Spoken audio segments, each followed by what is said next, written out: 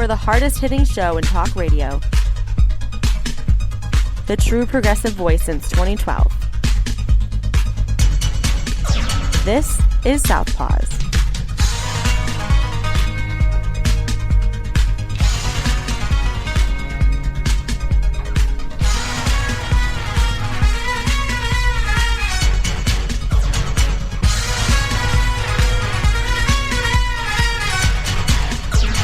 And welcome to Southpaws on the Pacifica Radio Network. We are the leaders of the revolution. My name is Darren Gibson. I'm your host today. I've got quite a few stories. We have an update to a story that we told you about last week about a guy who attacked the Republican gubernatorial candidate for New York State. So we have an update on that story. The Pope traveled to Canada, something that Jack Prince and I never predicted would have happened years ago when we first started talking about the indigenous schools in the United States and in Canada. We never thought that the Pope would issue an apology from the Catholic Church for how indigenous people were treated in North America. So that's a big deal. We also have to talk about a North Carolina police force that resigned. We'll tell you why they did, or at least the reason we think they did. We have some abortion news. We have some January 6th news. And we've got some good news for anybody who identifies as LGBTQ that lives in the state of Michigan.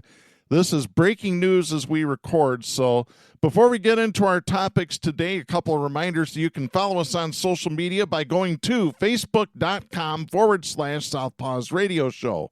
You can follow us on Twitter at Southpaws Radio. You can follow us on Tumblr at southpawsradioshow.tumblr.com. You can follow us on YouTube by doing a search for Southpaws Radio. And you can become a patron of the show by going to patreon.com/Southpaws Radio. You can listen to the show anytime at Spreaker, Stitcher, Apple Podcast, or Reason.fm by doing a search for Southpaws. Once you found our logo, you found us. We send links to our weekly episodes to our Facebook, Twitter, Tumblr, and YouTube accounts.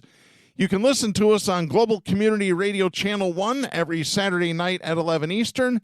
And you can listen to us on great Pacifica stations, including KCEI in Taos, New Mexico, KZGM in Kabul, Missouri, and KEPJ in San Antonio, Texas. So be sure to listen to us on your local Pacifica station. We are recording this show on Thursday, July 28th, 2022. Before we get into our breaking news, I want to get to a follow-up to a story we talked about last week. This is the Associated Press dated July 23rd out of Rochester, New York.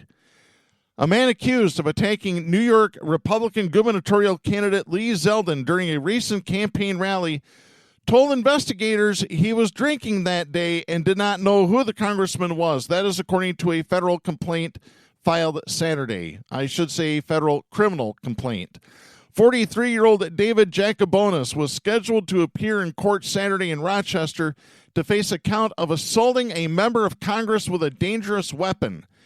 Jacobonis was arraigned Friday on a separate state charge of attempted assault in the second degree and then released. That is according to Monroe County Sheriff's Department spokespeople.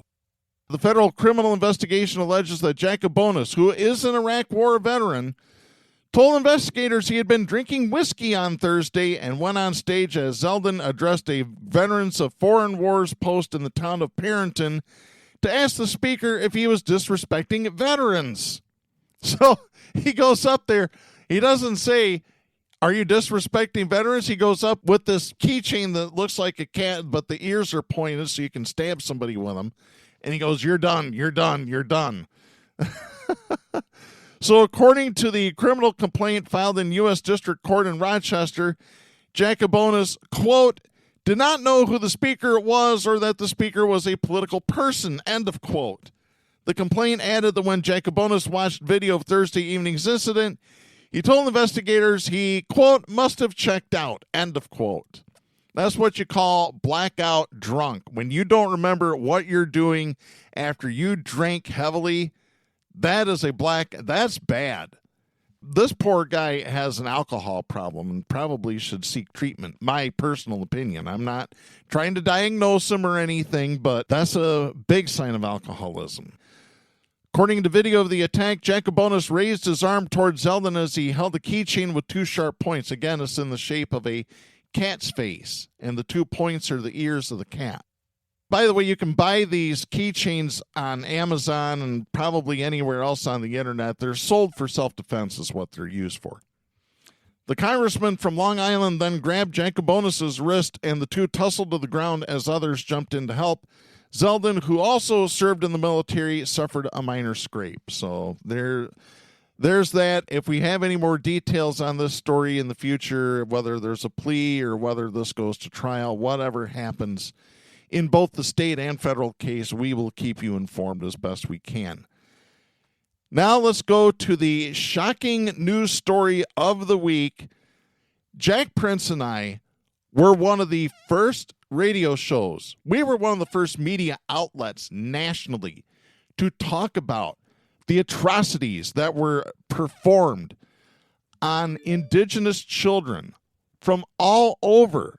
It wasn't just in the United States, it was Canada too. These re-education schools is what I call them, because they took these indigenous children from their parents, put them in these schools, made them get rid of their customs, made them read English, speak English. They couldn't speak their native tongue. They had to wear white man's clothes. They had to eat white man's food, the whole 9 yards. Most of these schools were operated by the Catholic Church. There were some that were operated by the Baptist Church in this country. I don't know about Canada. But these children were raped. They gave birth. The babies were killed. I mean, they found bodies of these children. These children would disappear, and the Catholic Church would have no explanation to the parents as to what happened to those children. Well, they knew. They were hiding it. They were hiding the fact that they were raping these children, sexually assaulting them, impregnating them, killing the babies, and then killing the children. It's unreal. Well, I have this story. This is Philip Pulela and Tim Johnson writing for Reuters. This is dated Monday, July 25th, out of Maskowitz, Alberta, Canada. Pope Francis apologized on Monday to Canada's Native people on their land for the Church's role in schools where Indigenous children were abused, calling their forced cultural assimilation a deplorable evil and disastrous error. Those are both direct quotes from Pope Francis. Speaking near the site of two former schools in Maskowitz, Alberta, Francis apologized for Christian support of the colonizing mentality of the times and called for a serious investigation of the schools to help survivors and descendants heal. Francis, who arrived and left in a wheelchair due to a fractured knee, said, quote, "With shame and unambiguously, I humbly beg forgiveness for the evil committed by so many Christians against the indigenous peoples," end of quote. The address to the First Nations, Metis and Inuit people was the first apology on Canadian soil by the Pope as a part of a tour to help heal deep wounds that rose to the fore after the discovery of unmarked graves at residential schools last year. Yeah, residential schools. No, these were re-education camps disguised as schools for the natives. See, it all goes back to language, and it goes back to the way things are framed. The people that are in control, the ones that are the abusers, they're the ones that frame the narrative, they frame the language, and they repeat that language to the point that they believe it themselves, and then they push it on to others, and everybody else believes it too. Let me continue here. The 85-year-old Pope had promised such a tour to indigenous delegations that visited him earlier this year at the Vatican, where he made an initial apology. Indigenous leaders wearing eagle feather war headdresses greeted the Pope as a fellow chief and welcomed him with chanting, beating of drums, dancing, and war songs. He said, quote, "I am here because the first step of my penitential pilgrimage among you is that of again asking forgiveness, of telling you once more that I am deeply sorry," end of quote. He was addressing the indigenous groups in the Bear Park powwow grounds, part of the ancestral territory of the Cree, Dene, Blackfoot, Saulteaux, and Nakota Sioux people. Pope Francis added, quote, Sorry for the ways in which, regrettably, many Christians supported the colonizing mentality of the powers that oppressed the indigenous peoples.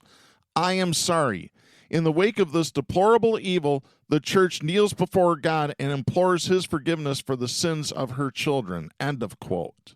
Now, wait a minute here. I think he meant his children. I don't know. I'm just reading it as published by Reuters. After the Pope spoke, Chief Wilton Littlechild placed a feather headdress on the pontiff's head. Francis stood from his chair and wore it for a few moments before a clapping crowd. An indigenous singer also performed a version of Canada's national anthem in Cree, with tears pouring down her face. A red banner with names of missing children was carried before the Pope, who kissed it.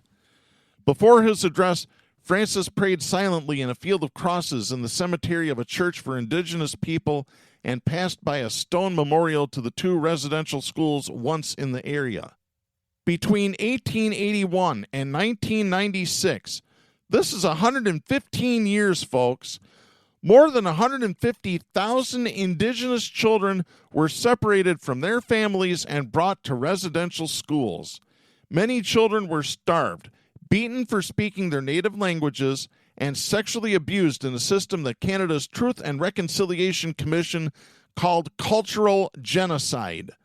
The Pope said, quote, I ask forgiveness in particular for the ways in which many members of the church and of religious communities cooperated, not least through their indifference, in projects of cultural destruction and forced assimilation promoted by the governments of that time, which culminated in the system of residential schools. End of quote.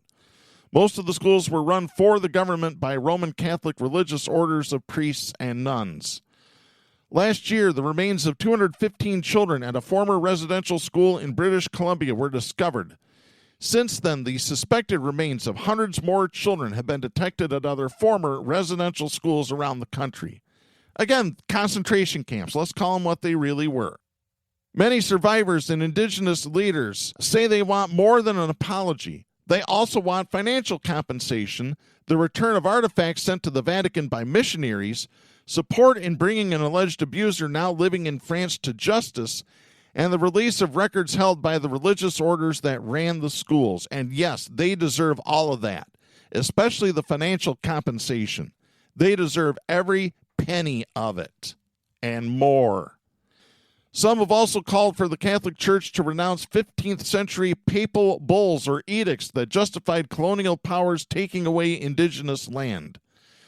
For 78-year-old Wallace Yellowface, a boarding school survivor from the Piikani Nation Reserve in southern Alberta, the Pope's message was too little offered, too late. He said, quote, it's late for an apology and I don't think it will do me much good, end of quote. He added that he was still trying to find out what happened to his sister who attended a residential school. Still, many of the indigenous people in the crowd cried openly or applauded each time the Pope said he was sorry or condemned policies to wipe out indigenous cultures. In January, the Canadian government agreed to pay $40 billion Canadian money to compensate First Nations children who were taken from their families. The Canadian Conference of Catholic Bishops has promised to raise 30 million Canadian dollars for healing and other initiatives. The fund has so far raised 4.6 million Canadian dollars. Again, I feel this is too little. The Catholic Church needs to pay and pay and pay and continue paying. They really do. And the thing is, it's not just in Canada. We've talked about these types of boarding schools, these re-education camps, concentration camps I call them, that were scattered all over Michigan, including in Mount Pleasant, which is only about an hour and 15 minutes away from where I'm recording this show. We really need a deep investigation of not just the Catholic Church, because again, the Baptist Church also ran some of these schools. And if there's anybody that's still alive from those eras that were in charge, time to prosecute them. It's time to do it now before it's too late for these people to get what I call justice, if they can even get it these days. That's the thing. I just don't know. I think it's too late. I really do. I don't think they can apologize enough, But at least they're making an effort, I guess. I don't know. As far as I'm concerned, it's too little too late. Something that's not too little too late is a breaking news story that appeared right before I started recording today's show. This is Madeline Bursma writing for Wood Television. Michigan businesses cannot discriminate based on sexual orientation under the state Civil Rights Act, the state Supreme Court has ruled. The decision came Thursday in Roush World LLC versus the Department of Civil Rights. The suit was filed by Roush World, a wedding venue in Sturgis that would not host the wedding of a same-sex couple, and also filed by Uprooted Electrolysis in Marquette, which would not provide hair removal services to a transgender woman. The owners of both businesses said it was against their religious beliefs. According to court documents, the couple, Natalie Johnson and Megan Oswald, and the woman who is transgender, Marissa Wolf, filed a complaint with the Department of Civil Rights. The department, which has argued that Michigan's Elliott Larson Civil Rights Act covers sexual orientation and gender identity, opened an investigation. That investigation was stayed when the business owners brought the issue to court. The Court of Claims ruled that the state's Civil Rights Act does not cover sexual orientation, but it does cover gender identity. The Michigan Supreme Court then agreed to hear the case to determine if the Civil Rights Act does cover discrimination based on sexual orientation. Now, let me just stop and fill everybody in outside of the state of Michigan how the state Supreme Court works. Justices for the Michigan State Supreme Court are elected to 8-year terms. They're on the ballot. The people vote for them. It's considered nonpartisan, but each justice is supported by either the Republican Party or the Democratic Party. The current makeup of the Michigan Supreme Court is 4-3 in favor of Democrats. So keep that in mind when I read who wrote the opinion. The opinion was issued by Justice Elizabeth Clement, who is a Republican. She was joined by the 4 Democrats on the state Supreme Court that include Chief Justice Bridget McCormick, Justice Richard Bernstein, Justice Megan Kavanaugh, and Justice Elizabeth Welch. In the opinion, the Supreme Court ruled that the state Civil Rights Act does protect against discrimination over sexual orientation. So this was a 5-2 decision in favor of the same-sex couple and the transgender woman. So this is beautiful news. Michigan Attorney General Dana Nessel, who had filed a bypass application to get the case to the state Supreme Court instead of the Court of Appeals, said in a statement that it is critical to protect the rights of residents. Nessel stated, quote, "Now more than ever, it is critical that those of us elected to public office work to preserve and protect the rights of all residents. Today's ruling confirms what we have long known, that the protections afforded by the ELCRA cover all Michiganders." End of quote. Nessel also called for protections to be written into law. She added, quote, "While we were once a nation that respected the value of legal precedent to help preserve our rights, that may no longer be the case. Now is the time to enshrine our rights in law to ensure no person in this state ever experiences barriers to employment, housing, education, or public accommodations and services because of who they are or whom they love." End of quote. In Grand Rapids, a wedding venue has said that it will not host weddings for same-sex couples or transgender couples. Once again, they're saying it's against my religion. In other words, they're using their religion to hate other people, which is not how you're supposed to use your religion. At least that's what God and Jesus both have said in the Bible. At least the Bible I've read. And again, it's things like this. It's these fundamentalists. This is what cements me as an atheist. I don't believe in any of this crap. I think it's all crap. Organized religion. Carlin says it the best. Religion is the biggest bullshit story ever told. And it really is. It really is, folks.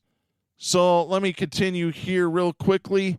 The venue is being investigated by the city of Grand Rapids to determine if it is violating the local human rights ordinance. Now, this isn't for the state. Now they can get state charges. So I hope that they get filed on. I really do. Because I tell you what, if you're using your religion to hate other people, screw your religion. You are wrong.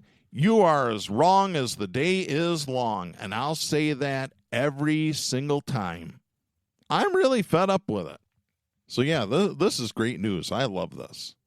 Now we're going to go from the haters in the religions to the racist, or at least my opinion, they're racist.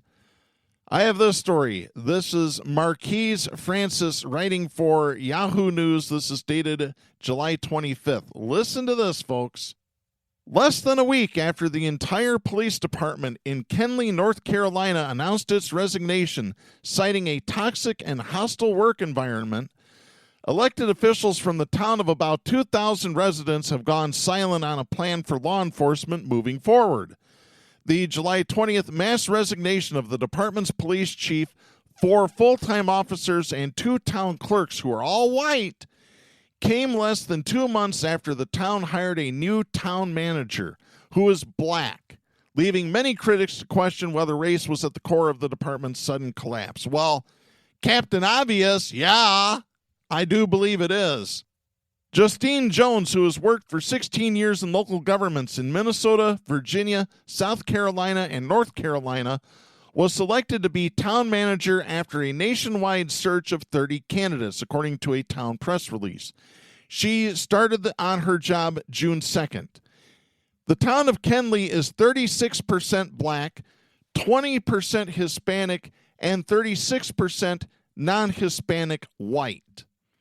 Police Chief Josh Gibson, in a resignation letter directed toward Jones, said he had been pleased with the progress his department had made in the past 3 years, but the hostile work environment that Jones produced made it impossible for progress to continue.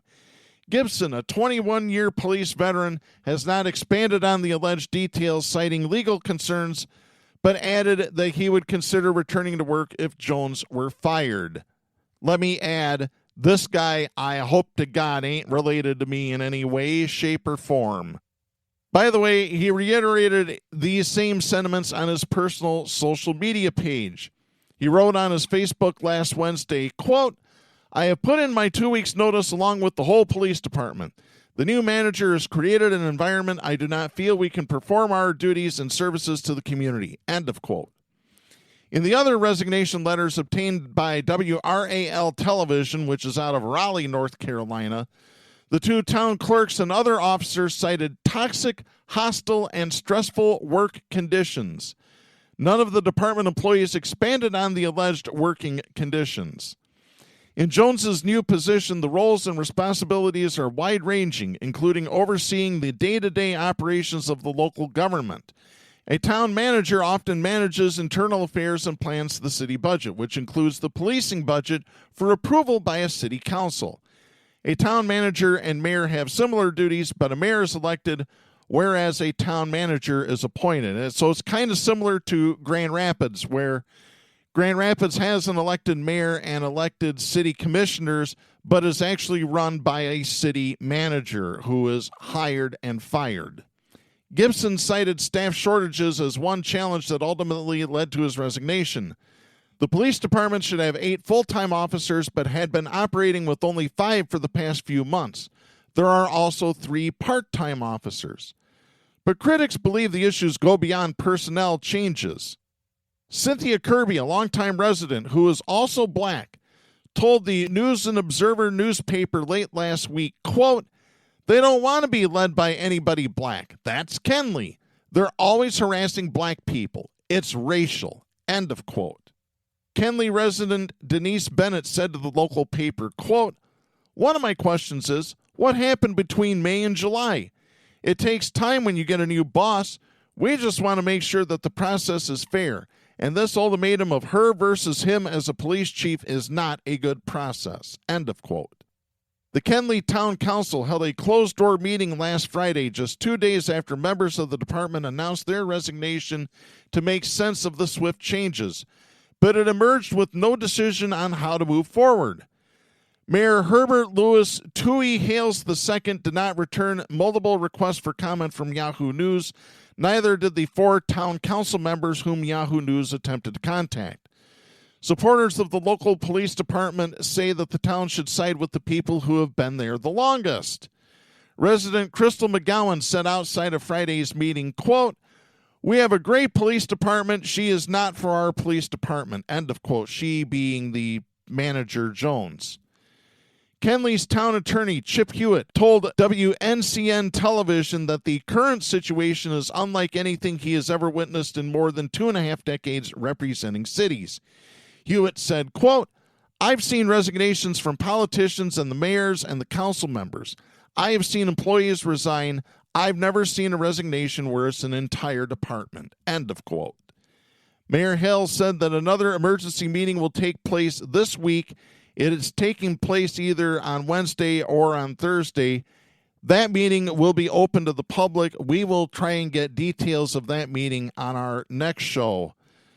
To ease public concern, the Johnston County Sheriff's Office has already said it will respond to calls in Kenley as needed. Sheriff Steve Bazell told The Hill, quote, "I will assign deputies to patrol the streets to ensure public safety if and when needed," end of quote. Well, I tell you what. Don't let the door hit you where the good Lord split you, you racist pigs. There's my thoughts on it.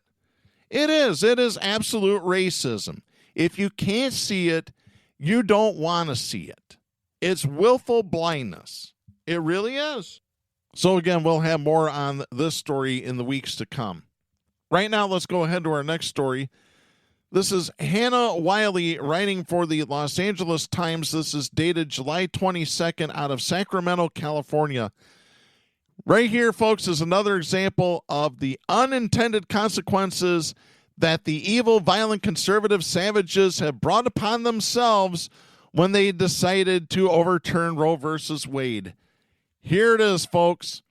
California Governor Gavin Newsom signed a controversial gun control bill modeled after Texas's vigilante abortion law on Friday, teeing up a legal battle with a U.S. Supreme Court friendly to Second Amendment groups and firearm owners. Newsom started a game of legal chess in December when he called for gun control legislation in California modeled after a Texas law that authorizes private citizens to sue anyone who aids and abets in an abortion, which the High Court declined to block. State Senator Bob Hertzberg, Democrat of Van Nuys, and a coalition of Democratic lawmakers introduced Senate Bill 1327 in response to Newsom's request as a way to test the Supreme Court's legal logic while setting up a political rivalry with states that have used a conservative majority of justices to expand gun ownership and curb abortion rights. During a news conference to sign the bill, Newsom said, quote, "If they are going to use this framework to put women's lives at risk, we are going to use it to save people's lives here in the state of California. That's the spirit, the principle behind this law," end of quote. Newsom also announced on Friday morning that he was running a full-page ad in Texas newspapers targeting Governor Greg Abbott, quote, "for refusing to protect human life and take action against gun violence," end of quote.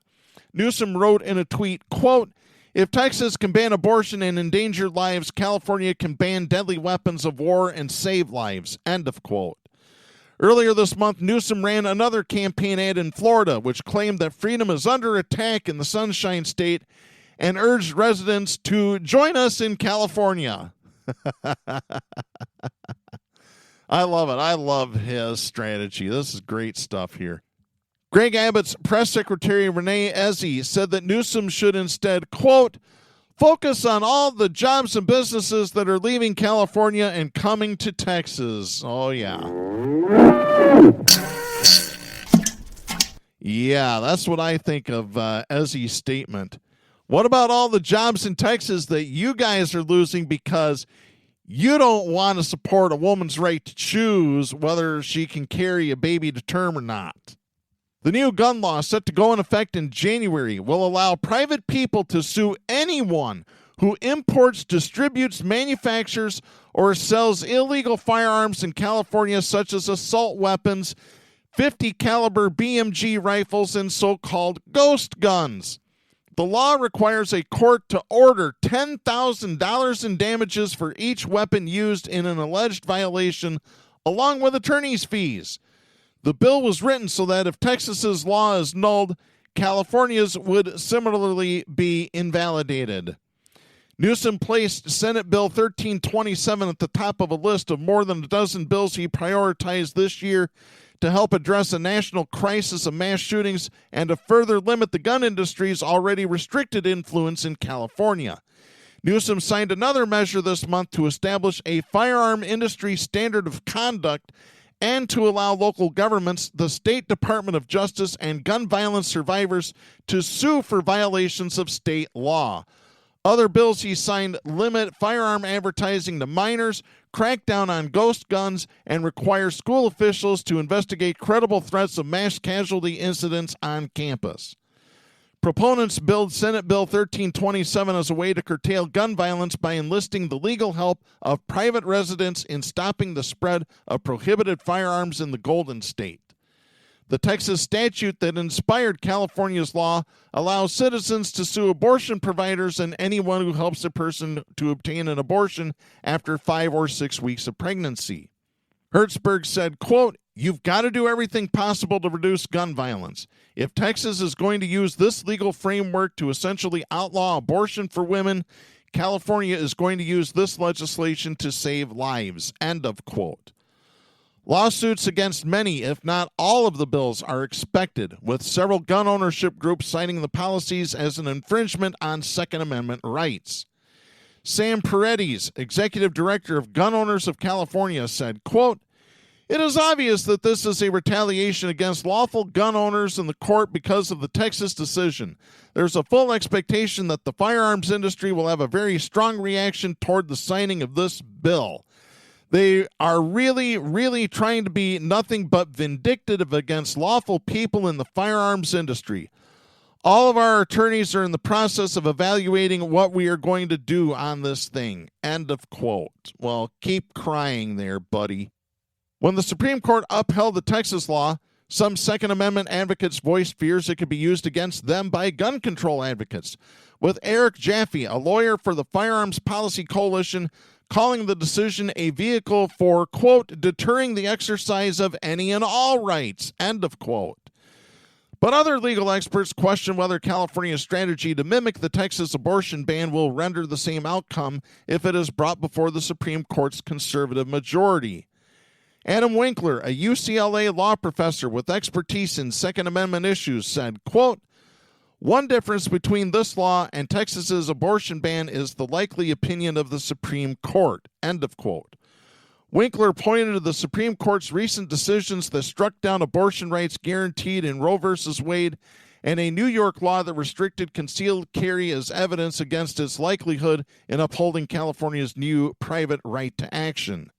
Winkler added, quote, "The Supreme Court is much more likely to strike down California's law than the Texas law. We now know one of the reasons the Texas law was not struck down is the court, within a matter of months, would overturn Roe v. Wade. The same court is expanding Second Amendment rights and is now likely to take a ban on assault weapons as unconstitutional," end of quote. The American Civil Liberties Union also raised serious concerns with the new law's enforcement tactics. Shilpi Agarwal, legal director of the ACLU of Northern California, said the group doesn't object to what the bill aims to accomplish in limiting access to illegal firearms. Instead, Agarwal said the ACLU disagrees with circumventing the courts by allowing a private right to action as a way to enforce those restrictions, which could essentially establish a constitutional arms race with other states. Agarwal said, quote, "The federal Constitution creates the floor on our rights that states can't go below. That is what ensures that all citizens, no matter what state they live in, enjoy a baseline level of rights, which courts then enforce," end of quote. Texas's abortion ban, according to Agarwal, quote, "is meant to create a trap door in that floor, and now other states are creating their own trap doors. California is creating one as well. And with all of these trap doors, the floor becomes meaningless," end of quote. A legislative analysis of the bill cautioned that replicating a Texas-style private enforcement strategy may be flawed and dangerous, and noted that California already tightly controls, regulates, and criminalizes activities related to restricted firearms. Hertzberg said the strategy is still worth trying. He said, quote, "We don't like the framework, but if we can take advantage of it and save lives, why is that wrong?" End of quote. Newsom said that California has to assert itself after the Supreme Court, quote, "opened the door. It was a terrible decision, but these are the rules that they have established." End of quote. Well, he's right. They established the rules. Now it's time for the states to take advantage of them. And you'll see more of this, I guarantee it. And speaking of conservative violence, let's go to our next story. This is Hope Yen writing for the Associated Press, dated July 24th out of Washington. The House January 6th committee said Sunday that it will interview more former cabinet secretaries and is prepared to subpoena conservative activist Ginny Thomas herself, who's married to Supreme Court Justice Clarence Thomas. And this is all going to be part of this investigation of the Capitol riot and Donald Trump's role in that riot. I'm going to love it when she gets subpoenaed because she can't say no. They'll prosecute her ass. I tell you what, the January 6th committee has done their job and has done it very, very well. Lawmakers said they are deepening their inquiry after a series of 8 hearings in June and July, culminating in a primetime session Thursday, with plans to interview additional witnesses and reconvene in September to resume laying out their findings to the public. Committee Vice Chair Representative Liz Cheney, Republican of Wyoming, said, quote, "We anticipate talking to additional members of the president's cabinet. We anticipate talking to additional members of his campaign. Certainly, we're very focused as well on the Secret Service." End of quote. Cheney did not identify the Trump administration officials who might come forward, but the committee has previously made clear its interest in speaking with those believed to have considered invoking the 25th Amendment to remove Trump from office after the January 6, 2021 riot. Let me add, traitorous riot.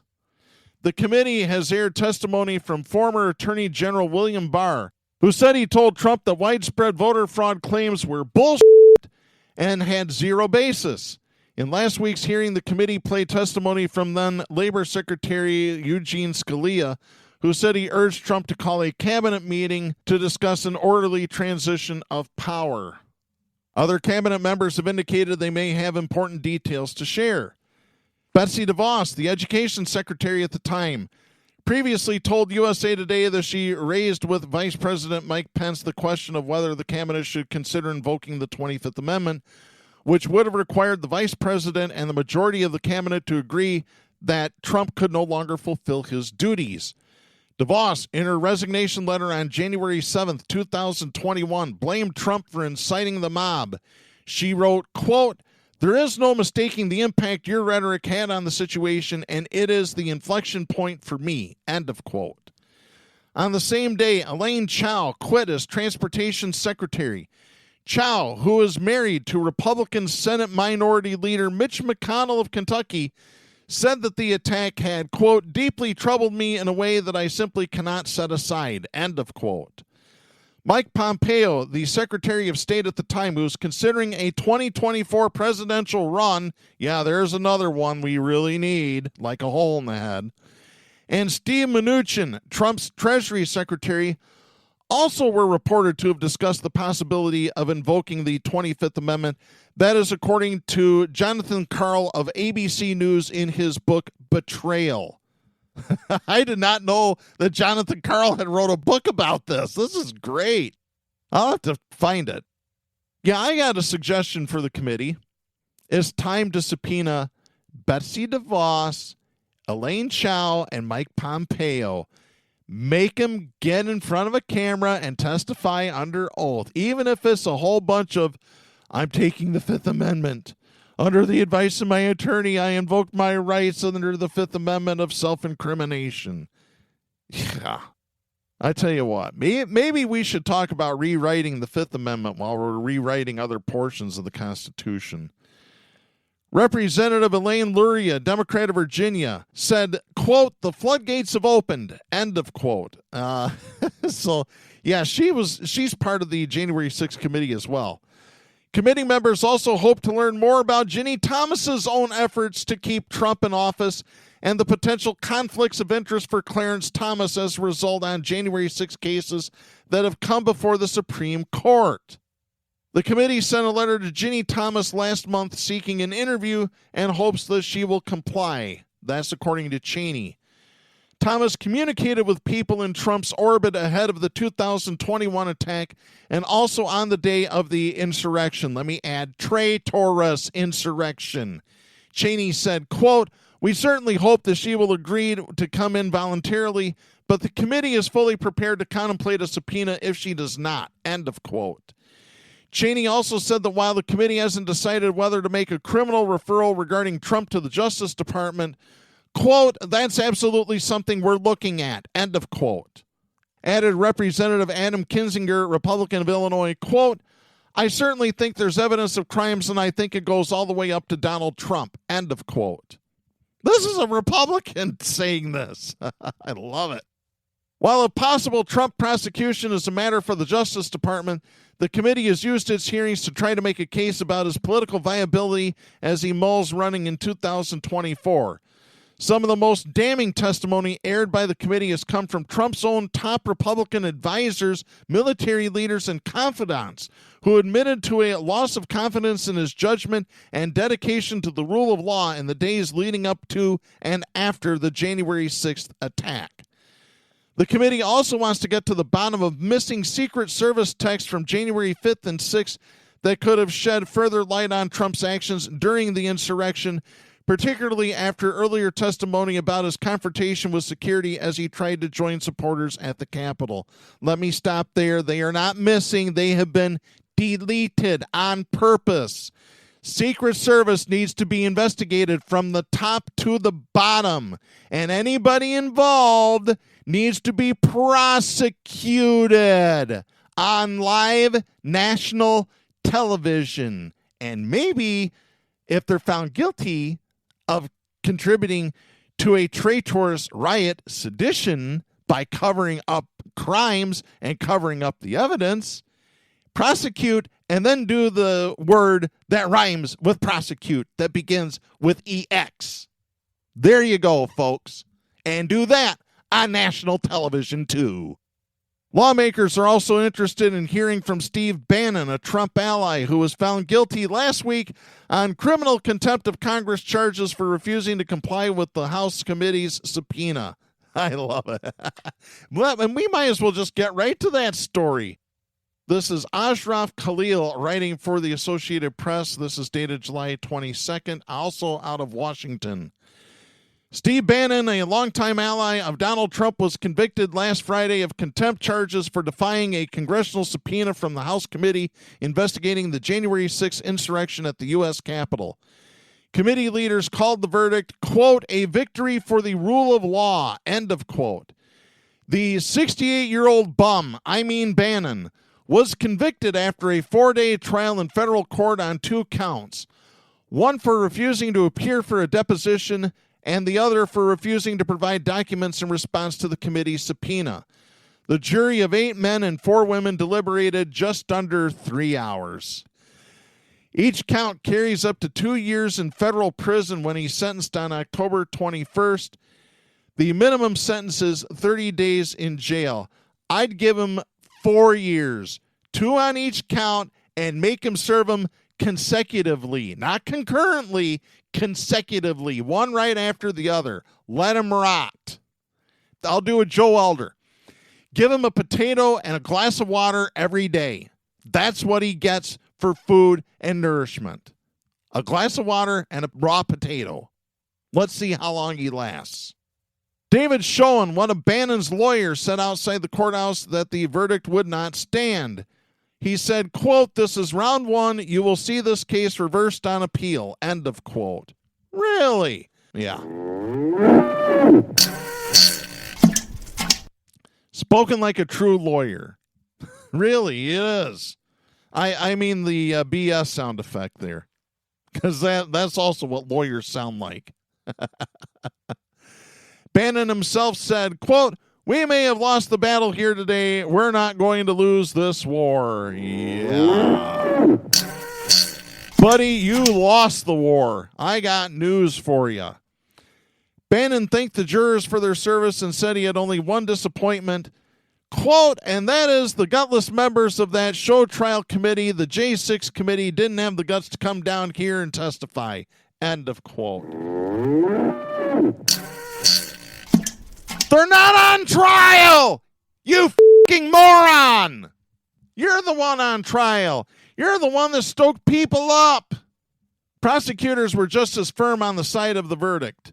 Matthew Graves, U.S. Attorney in Washington, said in a statement, quote, "The subpoena to Stephen Bannon was not an invitation that could be rejected or ignored. Mr. Bannon had an obligation to appear before the House Select Committee to give testimony and provide documents. His refusal to do so was deliberate, and now a jury has found that he must pay the consequences." End of quote. The committee sought Bannon's testimony over his involvement in Trump's efforts to overturn the 2020 presidential election. Bannon had initially argued that his testimony was protected by Trump's claim of executive privilege, but the House panel and the Justice Department contend such a claim is dubious because Trump had fired Bannon from the White House in 2017, and Bannon was thus a private citizen when he was consulting with Trump in the run-up to the riot on January 6th. Bannon's lawyers tried to argue during the trial that he didn't refuse to cooperate and that the dates were in flux. What does that mean? I think the dates were pretty clear. In flux. No, they were crystal clear, buddy. The lawyers pointed to the fact that Bannon had reversed course shortly before the trial kicked off after Trump waived his objection and had offered to testify before the committee. Yeah, but the judge in hearing the case said, "Too little, too late, pal." In closing arguments Friday morning, both sides reemphasized their primary positions from the trial.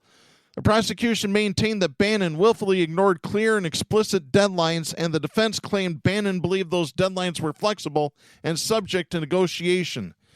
Bannon was served with a subpoena on September 23rd last year, ordering him to provide requested documents to the committee by October 7th and appear in person by October 14th. Bannon was indicted in November on 2 counts of criminal contempt of Congress, a month after the Justice Department received the House panel's referral. Bannon's attorney, Evan Corcoran, told jurors Friday in his closing arguments that those deadlines were mere placeholders while lawyers on each side negotiated terms. Yeah. Boy, I think the poor cow's going to have to take some Pepto just to constipate him. Corcoran said the committee rushed to judgment because it, quote, wanted to make an example of Steve Bannon, end of quote. Yeah, you're goddamn right. Corcoran also hinted that the government's main witness, January 6 committee chief counsel Kristen Ammerling, was personally biased. Ammerling acknowledged on the stand that she is a lifelong Democrat and has been friends with one of the prosecutors for years. January 6 committee chairman Benny Thompson, Democrat of Mississippi, was a particular target for Bannon and his defense team. His name was brought up multiple times during the trial, although U.S. District Judge Carl Nichols had warned the defense not to claim in court that the committee itself was politically biased. Bannon harshly criticized Thompson by name in his daily statements outside the courthouse, at one point implying that Thompson's COVID-19 diagnosis last week was fake to avoid pressure to appear. Really? So now Benny Thompson's faking COVID. Do you hear this garbage coming out of these people? They're insane. They're nuts. That's what it is. They're cuckoo. Thompson and committee vice chair Liz Cheney hailed the verdict in a statement, calling it, quote, a victory for the rule of law and an important affirmation of the select committee's work. Just as there must be accountability for all those responsible for the events of January 6th, anyone who obstructs our investigation into these matters should face consequences. No one is above the law. End of quote. Prosecutors focused on the series of letters exchanged between the January 6th committee and Bannon's lawyers.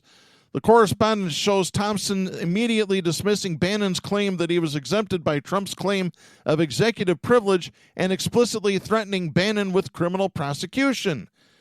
In her closing statement, Assistant U.S. Attorney Amanda Vaughn said, quote, "The defense wants to make this hard, difficult, and confusing. This is not difficult. This is not hard. There were only 2 witnesses because it's as simple as it seems." End of quote. The defense Thursday motioned for an acquittal, saying the prosecution had not proved its case. In making his motion for acquittal before Judge Nichols, Bannon attorney Corcoran said that, quote, "No reasonable juror can conclude that Mr. Bannon refused to comply." End of quote. Well, I guess what? The 12 jurors said that he did refuse to comply. 12-0, buddy. Once the motion was made, the defense rested its case without putting on any witnesses, telling Nichols that Bannon saw no point in testifying since the judge's previous rulings had gutted his planned avenues of defense. So it's the judge's fault. Among other things, Bannon's team was barred from claiming that Bannon believed he was shielded by executive privilege or for calling witnesses, including House Speaker Nancy Pelosi or members of the House panel. So that's what you get when you play dumb games with the House Select Committee. This is wonderful. Well, we've had a lot of good news on this show, and I've got to get right to some bad news here. This is a story that we have not had a chance to talk about yet. This is Chelsea Curtis writing for the Arizona Republic. This is dated July 7th. But this is very important, especially if you live in Arizona. So all you people that are in Taos, New Mexico, all you listeners of our show, if you travel to Arizona, you're going to want to pay particular attention, especially if you have any sort of personal interaction with members of law enforcement. Listen to this story. People will no longer be allowed to take close-range recordings of Arizona police under a new bill signed into law by Governor Doug Ducey at the beginning of the month. House Bill 2319, sponsored by State Representative John Kavanaugh, makes it illegal for anyone within 8 feet of law enforcement activity to record police. Violators could face a misdemeanor, but only after being verbally warned and continuing to record anyway. Exceptions were made for people at the center of an interaction with police, anyone standing in an enclosed structure on private property where police activity was occurring, and occupants of a vehicle stopped by police, as long as recording in those instances didn't interfere with police actions. The law goes into effect September 24th. Kavanaugh wrote in an opinion piece that House Bill 2319 was meant to protect officers from potential harm or distraction outside of the incident they were already involved in. He initially introduced the bill with a 15-foot restriction that was later amended down to address concerns that it would be unconstitutional.